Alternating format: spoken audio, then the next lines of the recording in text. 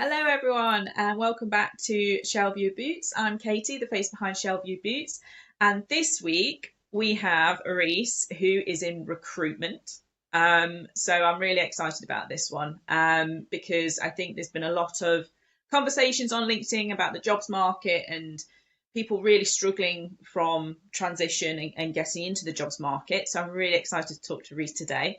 So, Reece, if you could just give us a little intro about yourself and your history in recruitment, that would be great. Yes, indeed. So, firstly, thank you very much for having me on the podcast. I've been following for the first few, and it seems like you've had some really good guests and some really good conversations. To be fair, so I've spent the last decade in recruitment, predominantly within logistics, supply chain, and procurement. I spent sort of 9 years with the big corporate recruiters. And then after that, I've recently started my own business, focusing more on the direct supply chain, logistics, and shipping world. That's fab. That's fab. So in terms of your recruitment, because we've had sort of conversations before, so you get almost like two separate types of recruiter. You get an internal recruiter that works for big business, that are predominantly looking for people within that business, and then yourself, which is a different type of recruiter that is sort of other businesses come to, or you go to them to try and find and place the right person within their company. So how does it work for you being that side of the fence of recruiting? Yeah, so I think probably starting with that internal recruitment and internal talent management. If you look at people like Amazon, for instance, and DHL, they will have normally dedicated ex-military recruiters. So I know Amazon have a very good program in the logistics world and the specialist world where they have recruiters that you can reach out to that are normally ex-military. I think there's a load of ex-Royal Navy people in there that do it at the moment. And they're obviously recruiting direct for that business. So all they will do all day, every day, is go out there and find ex-military talent, whether it be at a talent fair, whether it be direct contact where they link in with you and try and get you into Amazon itself. Obviously, my job differs somewhat in that we will have a range of clients. So I guess using a recruiter as an agency, I will source candidates for roles. So let's say, for instance, you, Kate, I'll come to you and say, look, where are you up to at the moment? What are your expectations and where do you want to be in the job market, whether it be now, whether it be in the long term? Where do you want your career to pan out and where do you want it to reach? And then I'll then use that to contact clients on your behalf that I think will be a good, I guess, personality fit, but then also an experience fit as well. So we will mix that up with going to your big corporate, so ironically DHLs, your Kuehne Nagels in that logistics world, and then we'll go to your smaller businesses as well that maybe for you to reach out to. Some of those businesses, an SME that maybe turns over 5 to 10 million, you may have never come across them, you may never have had exposure to them. So I think maybe using a recruiter and using an agency from that perspective should really help in that you can reach the market directly and you're probably contacting opportunities that you maybe don't know exist, maybe aren't out there on job websites. So it gives you, I guess, a broader review and array to attack the market and try and find some good opportunities. Yeah, so coming to someone like yourself, it's not ruling out sort of your big industries like Amazon and all the rest of it because you've still got that link in. It's just you've got that broader sort of view of the market and how it kind of sits and your own sort of contacts Exactly. within that as well. Yes, and I think probably the main thing there is trying to find a recruiter that specialises in the area that you're in. So you will have generalist recruiters, I guess, in the market that will maybe one week they're working on a finance role, they're then working on an engineering role. Whereas specialist dedicated recruiters, I guess like myself, I will only focus on quite a small niche in the sector. So logistics, shipping, customs, and then within that, I guess if you find a recruiter that you like, you have a good rapport with, they can probably give you advice on salary expectations, maybe where to benchmark yourself, and then also they can help manage you within that process because I know it's something that we've maybe spoken about before, but when you maybe leave that military environment, the understanding of what the world looks like, I guess, outside of the military rank structure, the pay structure, it very much differs. And I guess DHL are a really good conduit and a really good example, but they will have a very generic promotion structure, they'll have a very generic pay structure, which probably sits within the middle. Whereas using a recruiter, you might find that you can go out there and reach a broader audience where salaries are maybe higher in a certain sector, a certain location. If you've got geographic mobility, it helps because a recruiter can say, look, there's a skills gap in this area, and if you take your skills and move it to that area, you can maybe add 10, 15% to your salary. So there's definitely a consultancy aspect there, I guess, provided you're using the right agency that have the right understanding of the market that you want to attack. Yeah, I think that's a huge thing, and a big thing in terms of conversation that I've had with a lot of different people is I don't know how to value myself in the real world 100%. with what I do. And I think sometimes there is a risk within the job market that if you do apply direct, without having those conversations with like a recruiter like yourself, is that you could underprice yourself quite drastically against other candidates, and then you sort of get the job and realize I'm doing a lot of work here, this can't be what I should be getting paid to do all this. Exactly. So I think sometimes there is a risk of that, and companies will, they'll love it. You'll work all them hours and have all that dedication, and you'll be maybe two-thirds or a third of the price of what they'd pay someone else who's 100%.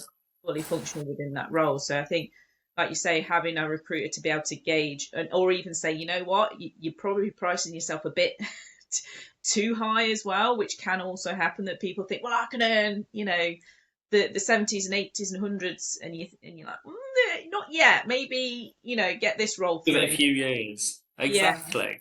yeah, and just Yeah. kind of help you gauge the market a little bit better. Because yeah, I think that's 100%. probably the biggest issue I think a lot of military people have. Yeah, I think you've also got the issue of maybe demilitarizing your CV to an extent. Yeah, So I've had it ironically with officers quite heavily, where they will send you a CV and they will detail everything that they did, and they might. I think a really good live example I've got is there was an infantry major that I was helping. He was leaving the military, he was coming out of the service, and he was trying to get certain jobs, but all his CV was focused around being a managing director. So he'd linked the major level in with a managing director within business, and the CV was really good. But to somebody that maybe that's going to land on someone's desk that doesn't understand what that role entails on a day to day, they can't grasp the transition between this guy was a major, he was maybe looking after 150 to 200 people, whatever that might look like, depending on his specialism, and how does that translate into, I guess, the corporate world. And we did quite a lot to try and help him with, look, if you take this out your CV, if you link it in like this, if we maybe focus on this, then it really does help with that transition. And I guess getting some advice of people that are maybe in that market day in, day out really helps. Because unless you're going to go to a ex-military recruiter, like I say, like these Amazon guys that will just read the CV and they will understand it intrinsically and inherently. But I think if you then come broader than that, it can be quite hard really to understand that transition and where that person best fits. So I think it happens across all levels. yeah, yeah, definitely. And I think, especially I think officers and warrant officers at that level, they're going to be paid a certain pay band, and they're going to be looking for that same Exactly. pay band as they come out, because it's a quality of life that they've got used to. But when you get to those levels in business and in corporate business especially, the interviews and the questions that are asked of you are very, very detailed, and that you've got to be prepared to answer at length in some cases. I mean, some of these interview processes, you're looking 2, 3, 4 interviews, maybe a presentation in there. Some of them have Definitely. tests now, just to get through. And if your CV isn't even translatable at that level, you're not even going to get through the first sort of sift really, to get those Exactly. jobs. Yeah, exactly. I think that there's also a lot of value being added in maybe understanding the military learning credit scheme. And I know it's consistently changing, and probably when you left in comparison to people that are leaving now, there's difference in access to courses. But if you find an employer that actually a lot of them don't understand what you can bring and what you can add with those learning credits. So actually, there's a benefit in these interviews to saying I've got X amount of money that the military will pay for me to transition to this role. I can do, if it's customs, I can do a professional customs course and the military will pay for it. And you imagine the benefit to that of someone in industry if you sit there and say, I've maybe got 5-10 grand locked away that we can spend on whatever you need to train me on. That's worth its weight in gold. And that, ironically, might be the reason that somebody gets hired, because they've got this wealth of sort of funding behind them that will help them excel in the role that they're going to move into. Yeah, yeah, definitely. Have you heard much, or have any companies sort of highlighted the whole national insurance sort of levy that happens? I don't know if it's still a thing. I know it was a thing when I left, where is it the first year of leaving that they don't have to pay a certain amount, or Yes, and I think there's a lot that has changed around that. So from what I know, a lot of the big integrators, so your big 3PL businesses, I think they are set up on a level to utilise that. I think if it's not something that I'm probably as familiar with, but I do know that if same with the learning credits, if you're speaking to smaller companies about it and they maybe don't understand it, if you can come armed and provide that information to them that look, there's a reduction in NI here. I think anyone's gonna welcome that discussion to save money and take somebody on board that's got transferable skills, aren't they? yeah. So I think sort of understanding the job spec and saying, well, actually, I can pay for it, or the military can pay for a course that will actually cover me for this bit I don't actually know. And Yeah. then that takes the responsibility also away from the company, but also shows, well, I'm willing to learn, I'm willing to do it, and Exactly. I've got the funding to do it. I just need a spot where I can actually learn this in real life and get on with it and be supported through that process. Definitely, Yeah, certainly. definitely. So in terms of like sort of how sort of it all kind of works, and a lot of the time I see sort of guys like yourself on LinkedIn putting out posts and things like that, just so a lot of people don't get caught out.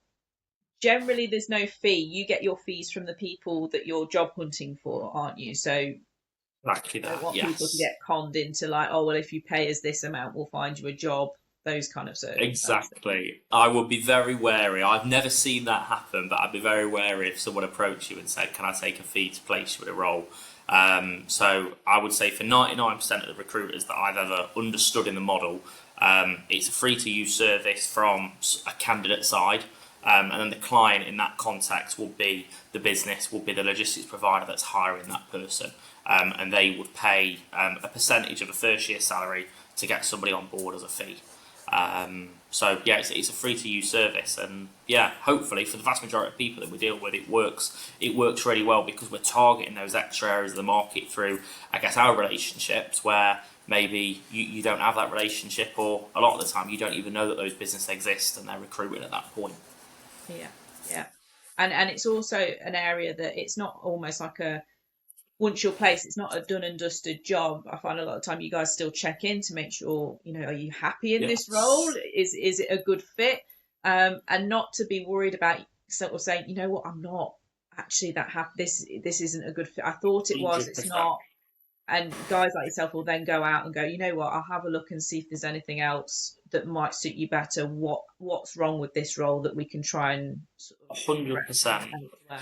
And I think that's partly the learning experience, isn't it? That maybe you've been involved in a military environment for maybe 20 plus years, and you're used to always being with one employer, and you're used to them maybe promoting you up throughout the ranks and promoting you throughout your career. Whereas actually in the civilian world, it's quite normal to maybe spend I guess 3 years at a business, you get what you want from that business, and hopefully that business offers you promotion, it offers you progression. But sometimes, especially if you're in a smaller role, there might be a glass ceiling there that in order to progress on, I guess to learn more, to be happier, you're then taking the next step.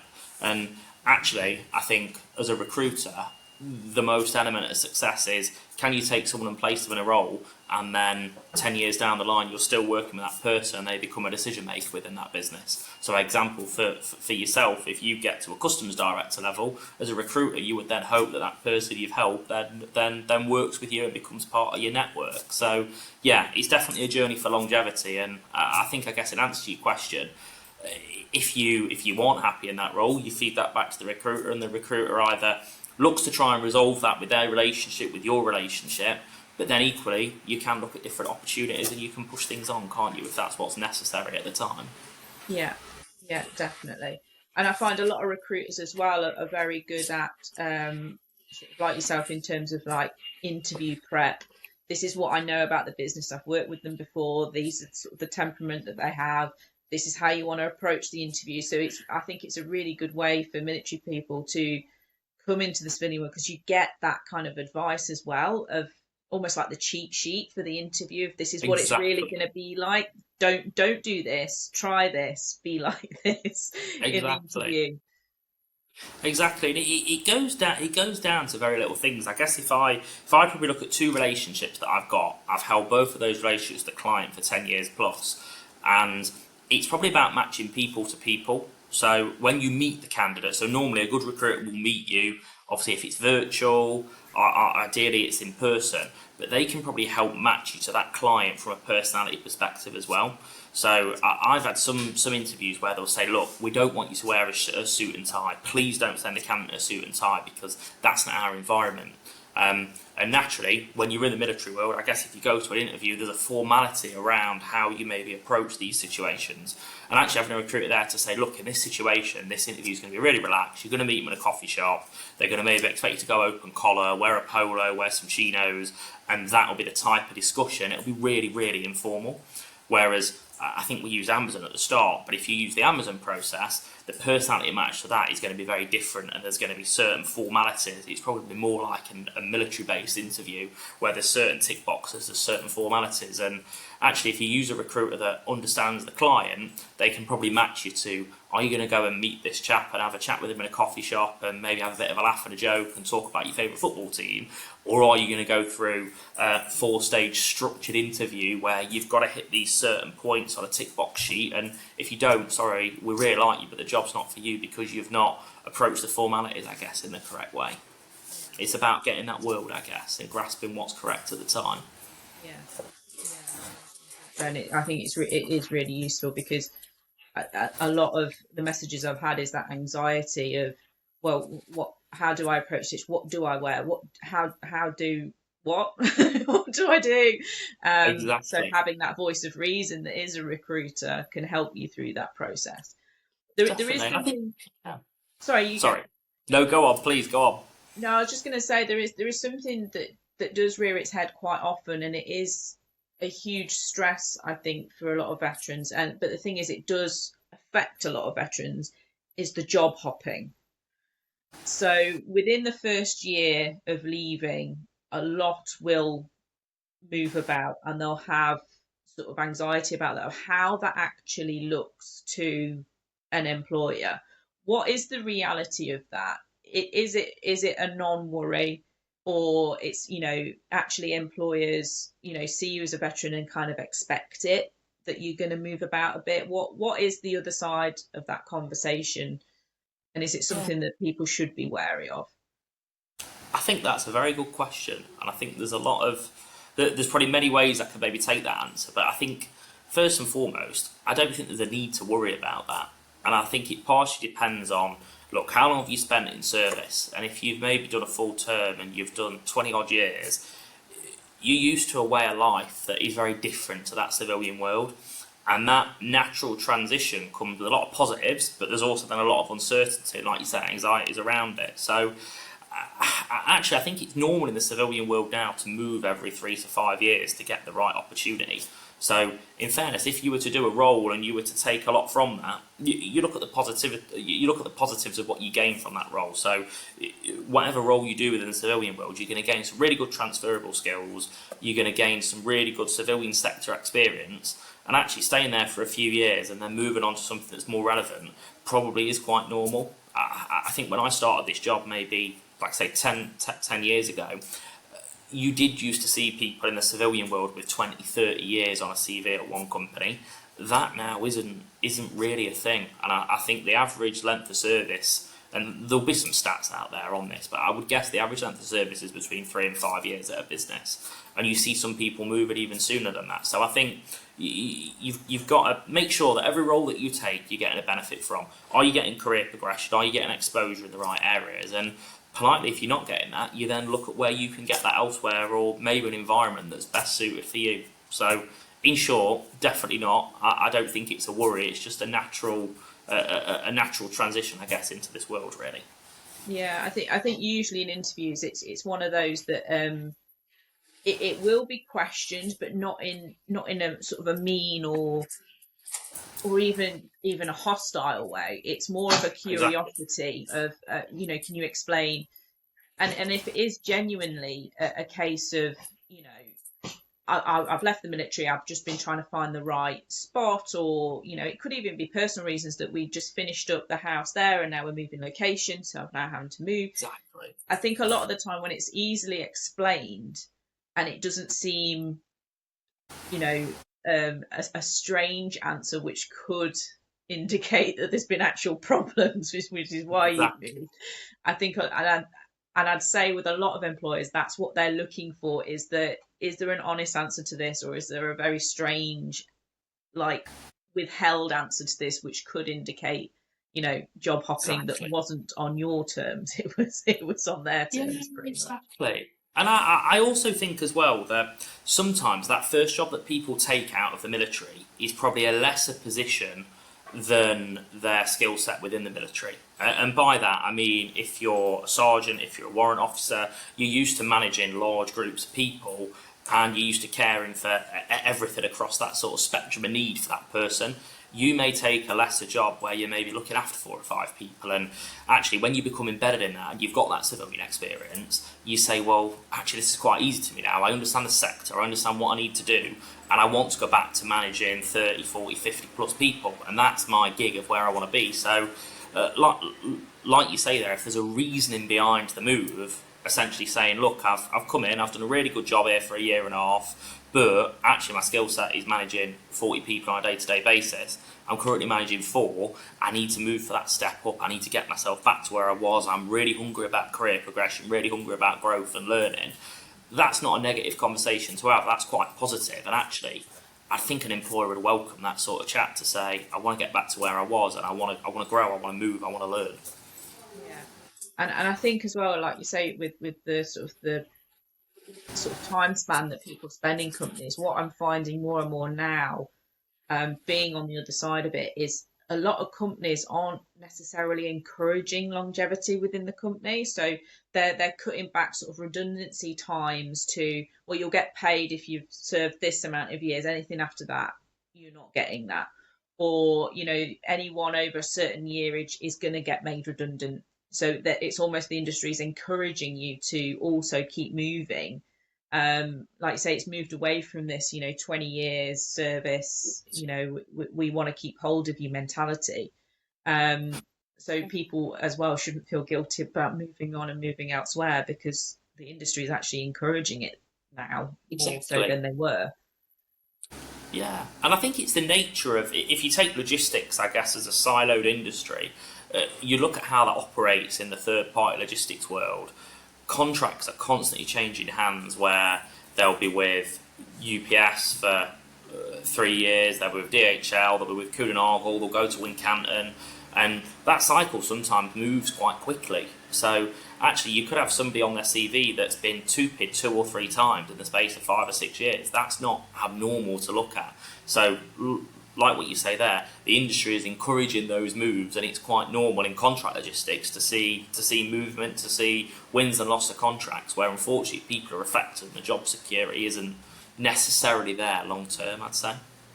Yeah, yeah. And sort of what do you see, and your view on, because you do see this as well quite a lot of short-term contracts. So you'll get spots that are like a year, 6 months contract. How how are they becoming more prevalent in the industry? Because I do seem to be seeing a lot of them, but I don't know if that's the algorithm. Because I've clicked on one, it keeps showing me these constant Exactly. feeds of these short-term contracts. Are a lot of businesses kind of moving that way as well, because they're trying to set up a new department, want to see if it works, and they Yeah. kind of do that short-term contract, or has that always been kind of a thing within the industries? I think it's hard, isn't it? Because you've got two different sides of the industry. You've got your professional interims, where they will focus on going in and doing a short term contract to achieve a goal. So, if we take warehouse startups, for instance, it might be a year project. They want X number of people to go in and make that project work and make it function. they're then the team that then disappear and they go on and get another short-term contract, setting up another warehouse 30 minutes down the road.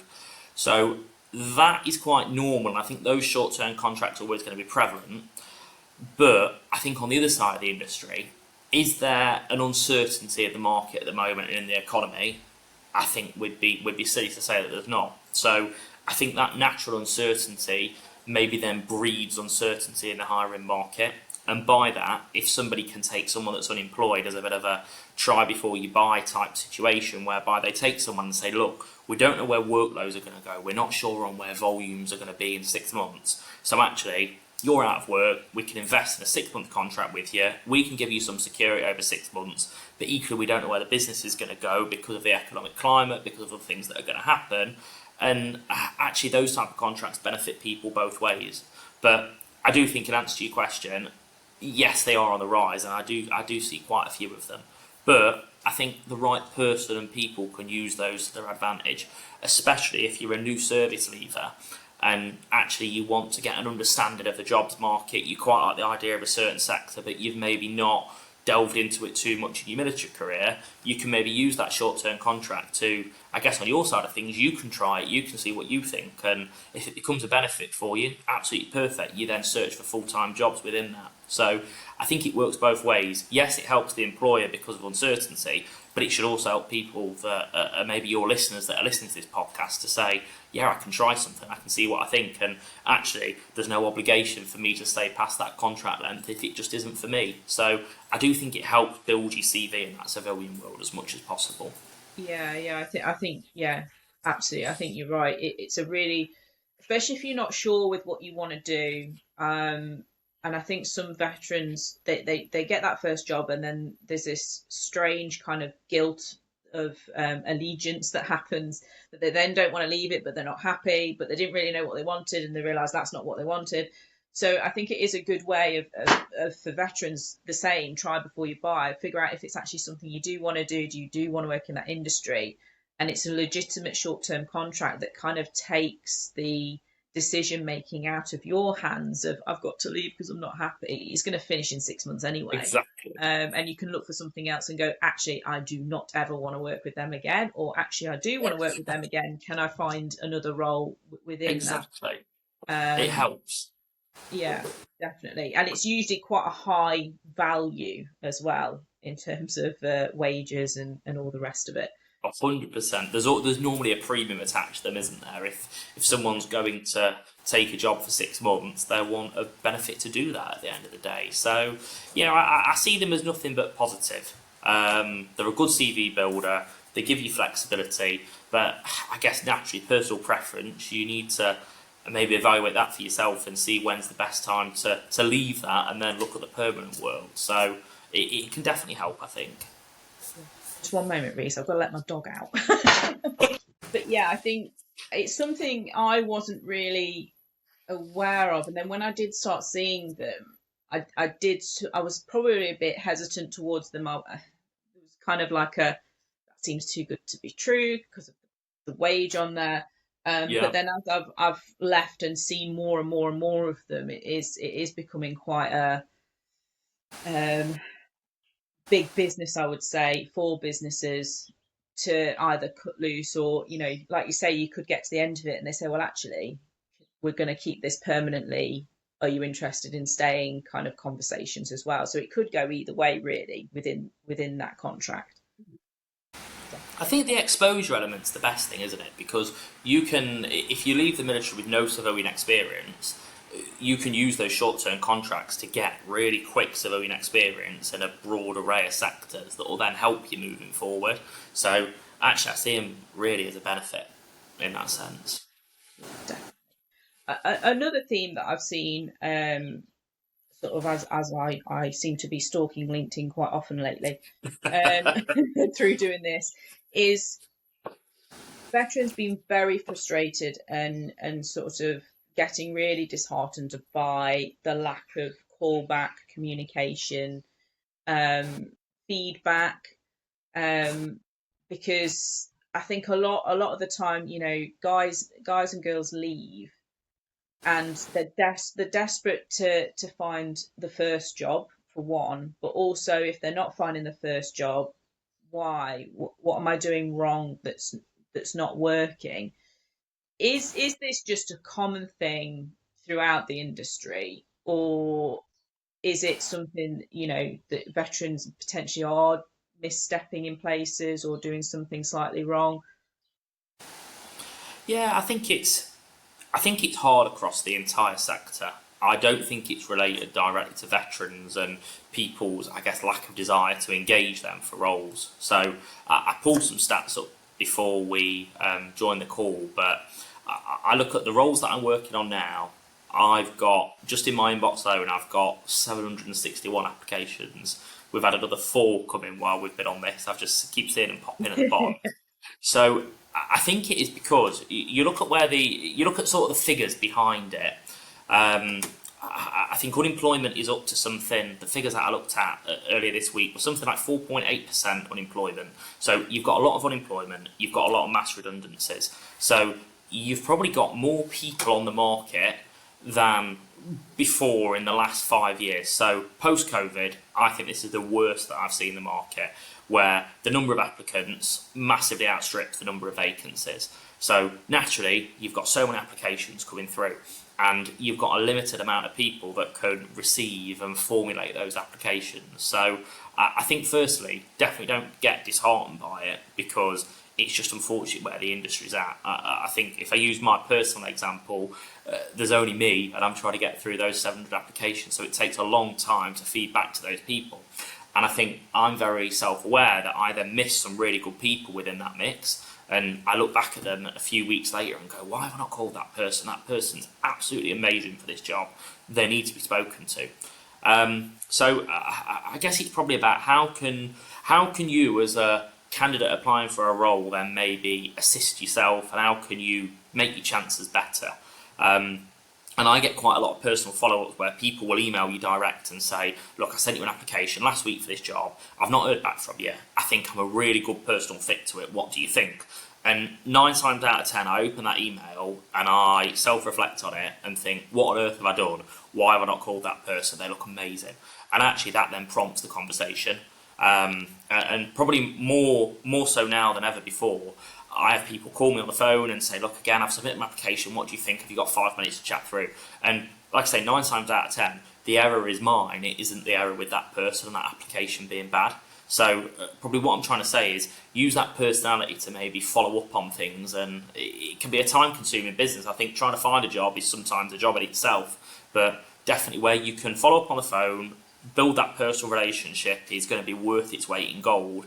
But then also, if you've maybe not got the time and you've applied to quite a few things, then do the email follow-up side. I probably think there's an element as well, maybe, about applying to roles that are relevant for your skill set as well. So I think naturally we'd all want to earn 300 grand a year as much as we possibly could, but maybe applying for things within your skill set, within your salary range, you then heighten your chances of getting a call back on that. But I definitely think that nothing beats that personal approach of just picking up the phone and saying, I've applied, what do you think? Can we have a quick chat? And actually, if you're doing that with a recruiter, whether it be an internal recruiter or an external recruiter, sometimes not all of these jobs are advertised. So actually, if you talk to a recruiter, he or she might say, well, look, this job's gone, unfortunately, we've filled it with this candidate, but I've actually got something round the corner that's paying 5 grand more that might interest you. It's just come in yesterday. I've not had a chance to advertise it. Do you want to have a chat with me around this? And then you're first in the queue for that job.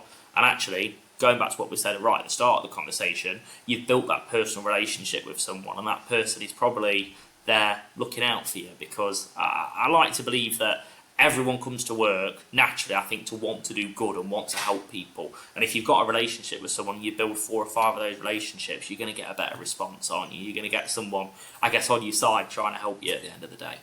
Yeah, and I think that's sort of the biggest theme that we've had in conversations is the whole networking piece.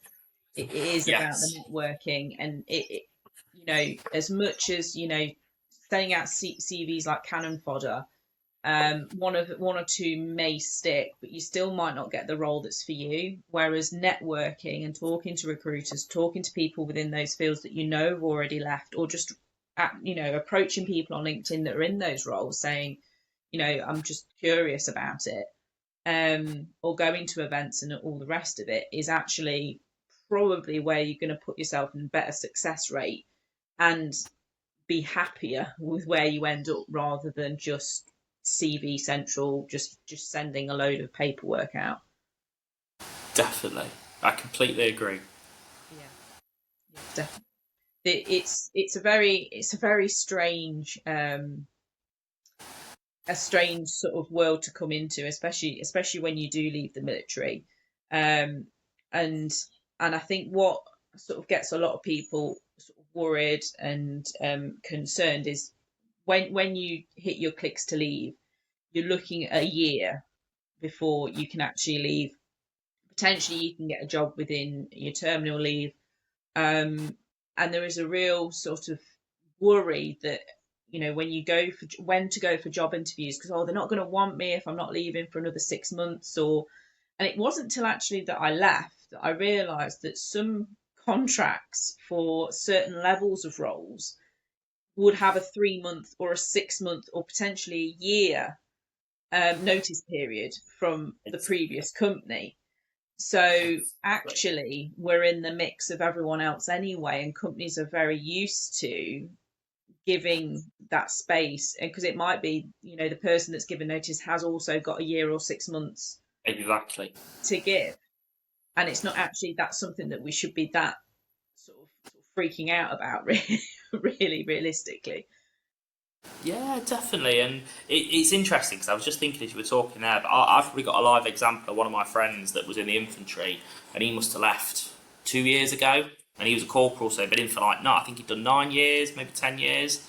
So he'd done a decent period of time, and he obviously terminated his notice the year before, as everyone does, and he was going through that discharge process, and he got to the stage of maybe I think 4 months before he was due to leave, and he was panicking, and he was ringing me to ask me and say, "Look, give me some help and advice on this. Like, where do I go? Nothing's coming into fruition." And I said, "Look, at the roles that you're applying to, it's probably quite normal for people to work on a 1 or 3 month notice period.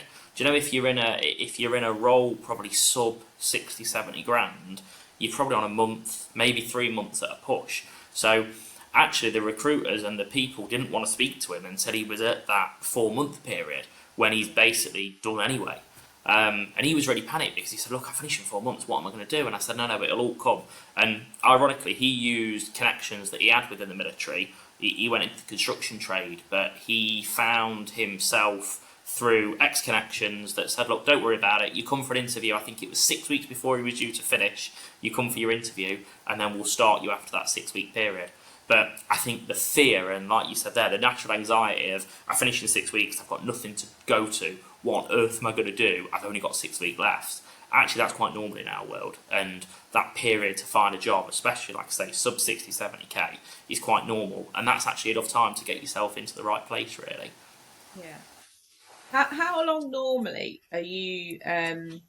So say from job posted to someone being hired, how long on average would you say that takes? Because I think that surprised me as well, of how long sometimes it's not as quick and as cut and dry as it used to be. There's quite a long Yeah. process to it as well.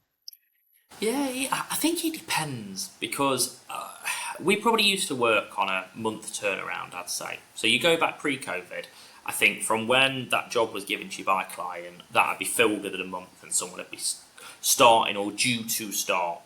Um, and that's still possible now. I have people that are maybe out of work and there's an urgent requirement and they'll start within 1 or 2 weeks. So there can be a certain quickness to it. But naturally, I think with the uncertainty, maybe that is dragging out a little bit more, and maybe you are looking at maybe 8 weeks, maybe you are doubling that. But I think there is people that you could put your CV online today, and you could have a job by the end of next week. That there is still that transient market there that does appear. I think the only caveat to it, and I think me and you have spoke about this before, I think there is an uncertainty and a hesitation from clients in the market to hire. So they sometimes go, we've got a budget allocated of, let's just for example, so we've got 50k allocated for this role.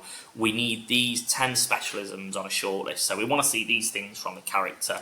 Half of them are personality based, half of them are experience based. And actually, you go back to COVID and pre-COVID, people would take a risk and go, well, look, I've got 10 points on a job description. If I can get 6 and I like the person, I'm going to hire them and we're good to go.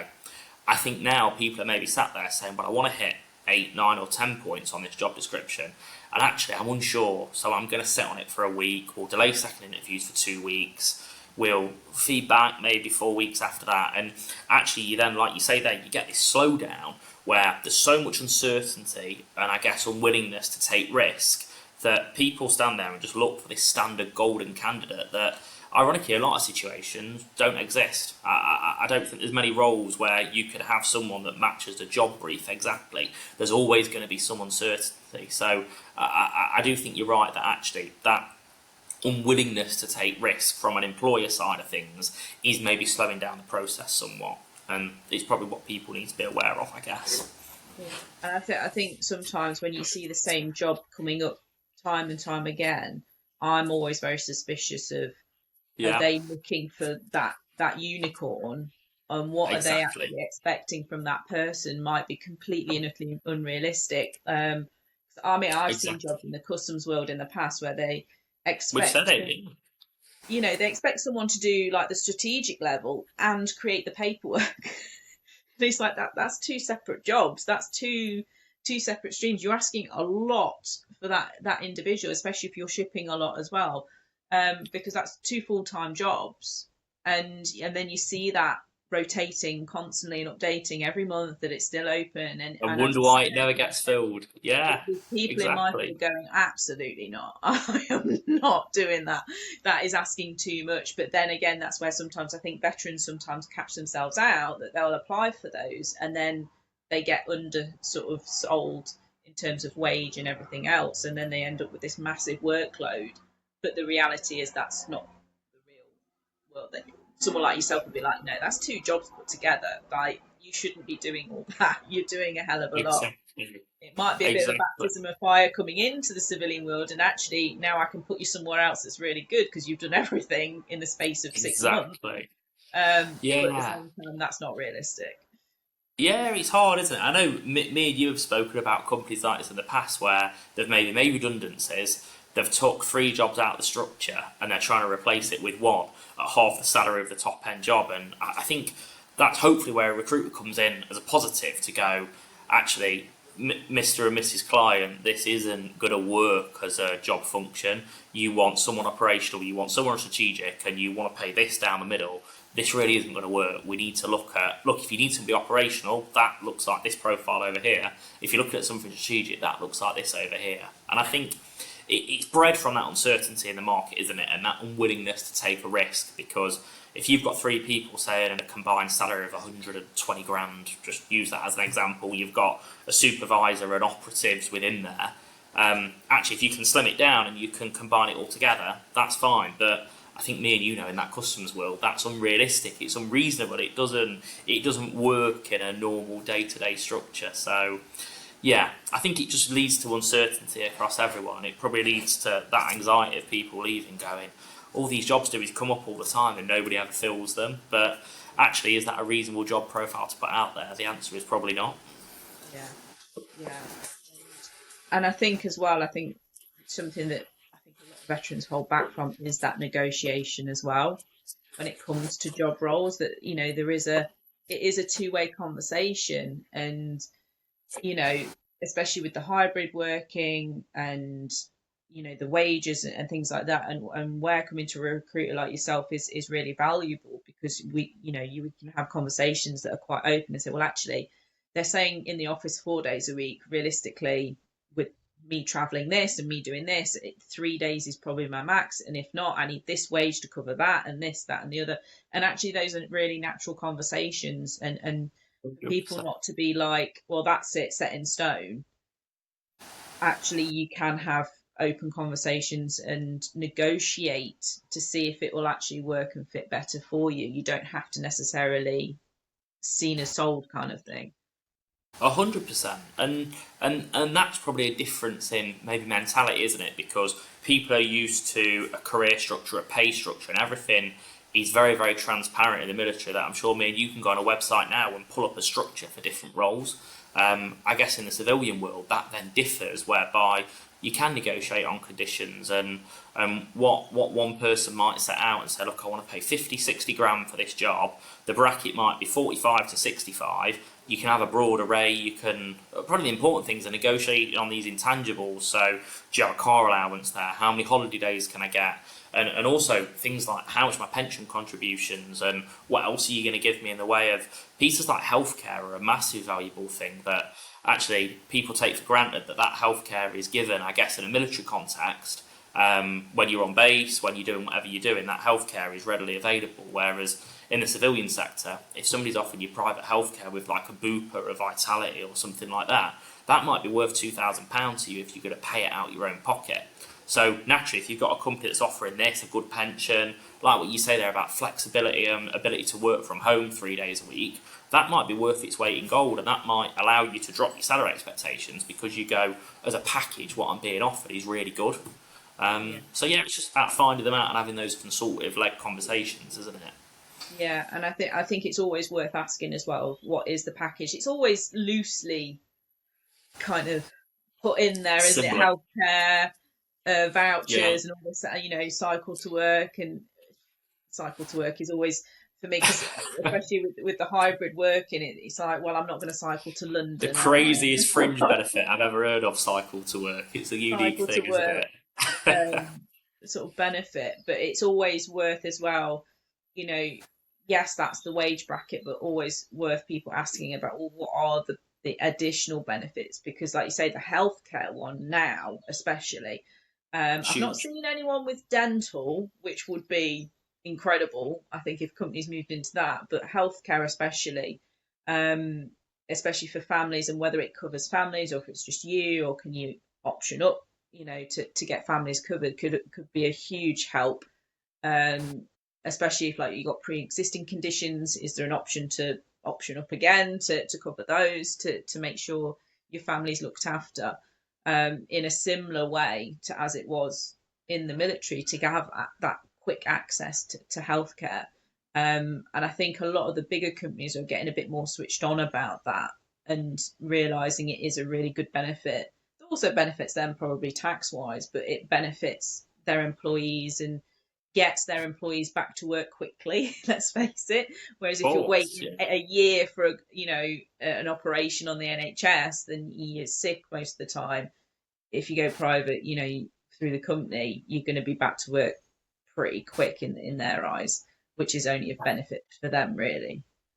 Yeah, certainly. They're definitely things to consider, aren't they? Because maybe if you're coming out of one world into another, you've maybe not considered things like that. I know it's something that like when I was changing jobs, when I first finished uni and then you go into the working world, you never consider things like that. And the irony is with something like private healthcare, you don't consider it until you actually need it. And then when you need it, it's too late because you've not got it, which is always a Yeah, tough one. yeah, definitely, definitely. But no, it's been brilliant, Reece. Thank you very much for coming on. And I'm sure there's going to be questions which I'll forward on if they come to me, but I'll leave your details in the podcast bio so people can come to you as well. But yeah, if you're looking for supply chain, logistics, customs, that kind of world, come to you. And if Definitely. not, I'm sure you know other recruiters that Yeah, definitely. are in other That fields as well. yeah, that's how the market works at the end of the day. So I'd be, if anyone wants say help with a CV, if you're looking at something as basic as that and just say, look, I'm not in your sector, but can you help me with this CV? Can you just edit it? Then I'm not gonna say that I'm the guru on it by any stretch of the imagination, but I'll do my best to help you. And then more importantly, if it's just a simple look, can you point me in the right direction? I'm into engineering.